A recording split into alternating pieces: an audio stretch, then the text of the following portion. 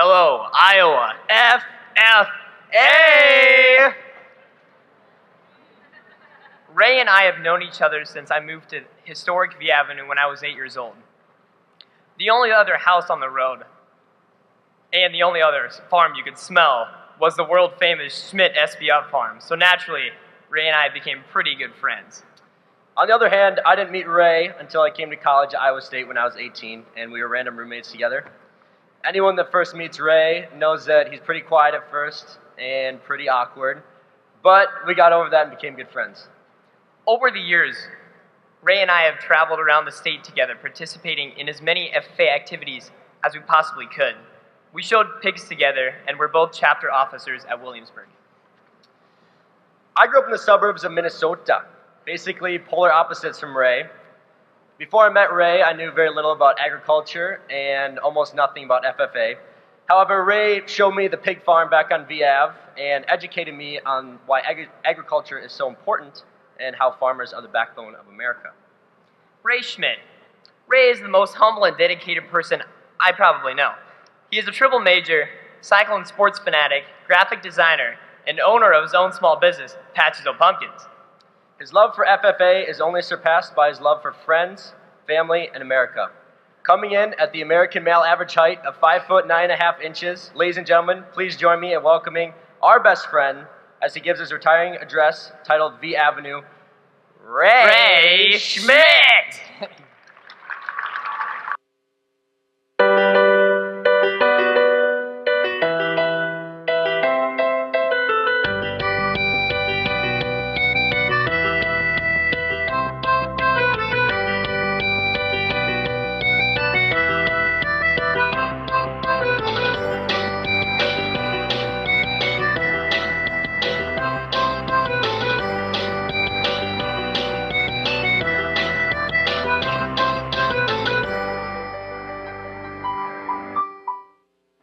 When I was 8 years old, I threatened to run away from home.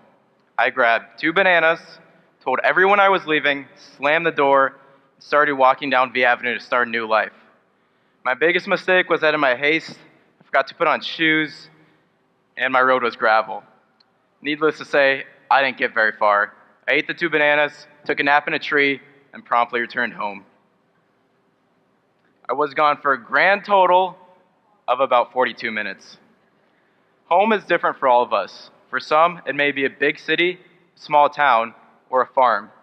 I thought of V Avenue as a 10-acre pig farm on a gravel road called V Avenue outside of Williamsburg, Iowa. I grew up helping with chores, climbing trees, and getting dirty. I later realized V Avenue was not just a road, but a passage to another time and place. Now visualize with me for a moment. We all have that one road that is the last one we turn onto, right before we're home. We've driven it so many times, we could do it with our eyes closed. I had driven that 1.5-mile stretch of V Avenue 2, 4, or sometimes 6 times a day. I practically knew if a rock was out of place. But a time comes when we have to leave that road we know so well. There are many people in this room that are getting ready to leave home soon. By show of hands, how many seniors are ready to graduate? This time of year, senioritis is at full boil. I'm sure more than a few of you are coming down with junioritis. Yeah. I was just like you. I wanted to start fresh, gain my independence, and get out of my hometown. My first 2 years at college at Iowa State have been great. I've made a ton of new friends. I have great roommates. I attend cycling sporting events, celebrated Visha, and even started my own business, Patches O' Pumpkins. Like us on Facebook. As much fun as I've had in college, part of me always missed home. I don't get home from Iowa State very often, but every time I turn back onto V Avenue, like I had so many times before, I get chills up my spine. A sense of relief and belonging overcome me. So typically when we haven't seen our family in a while, they greet us with a big hug or a sloppy kiss on the cheek. Not my family. Anybody that knows me knows I'm not really into hugs. So when I first met my roommate's mom, she gave me a huge hug, and it was nice, but it was kind of like, whoa, I just met you. This is moving too fast. The thing about my family is we don't really like physical contact, and we rarely say I love you. It's not that we don't care for each other, it's just kind of implied. So speaking of love, as guys, we are on a seemingly hopeless journey to court the young ladies in our presence. Good thing our charm only has to work once. So after class one day here at Iowa State, I was talking to this really cute girl. Things were going pretty well, so I decided to give her my number. Then came the waiting period.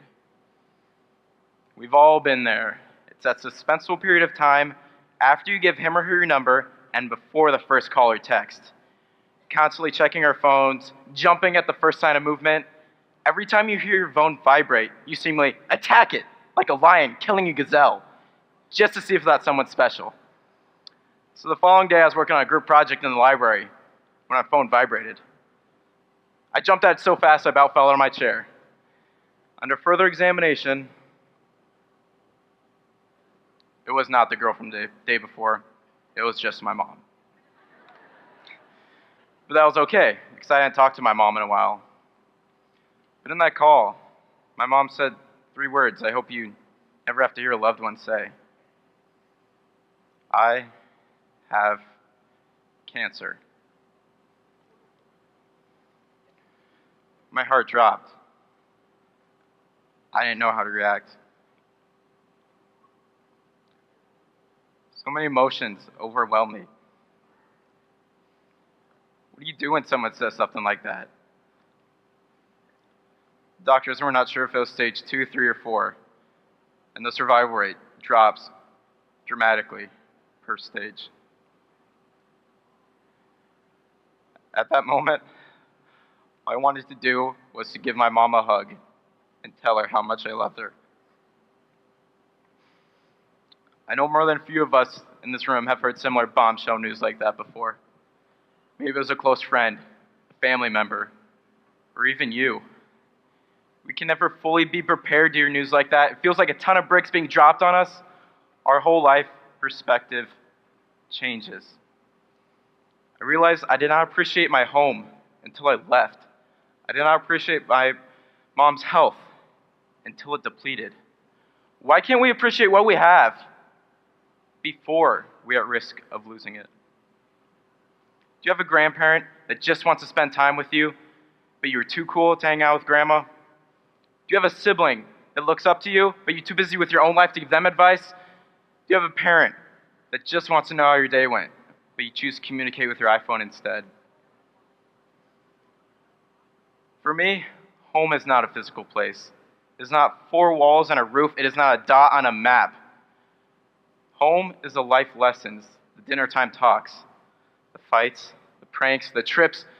Home is the love of the people around us. Home is the memories that live within us. I'm so grateful to have the best 2 parents I could ask for. They've made me who I am today and prepared me for future success. My parents have created a home for my siblings and I for over 18 years, and I'm lucky to say that last month, my mom beat her battle with cancer.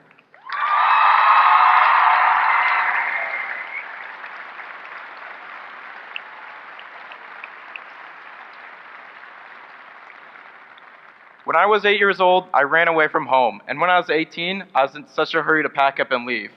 What I didn't realize was that home goes with us.